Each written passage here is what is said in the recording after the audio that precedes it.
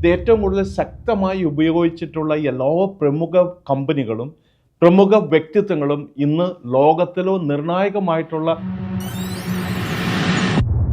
നിങ്ങൾ എപ്പോഴെങ്കിലും ChatGPT-യോട് ഈ ലോകത്തിലെ ഏറ്റവും പ്രമുഖ കമ്പനികൾ NLP ഉപയോഗിക്കുന്നത് ആരാണ് എന്ന് ചോദിച്ചിട്ടുണ്ട്? ഞാൻ ഈ അടുത്ത ദിവസം ചോദിച്ചപ്പോൾ എന്നെ തന്നെ അത്ഭുതപ്പെടുത്തിക്കൊണ്ട് ആദ്യമേ വന്ന പേര് മൈക്രോസോഫ്റ്റ്, ഗൂഗിൾ, IBM അതേപോലുള്ള 10 കമ്പനികളുടെ പേര് വന്നു. അവരുടെ ഉൽപ്പന്നങ്ങളൊക്കെ നാം അറിയാതെ തന്നെ പലപ്പോഴും ഉപയോഗിക്കുന്നുണ്ട്.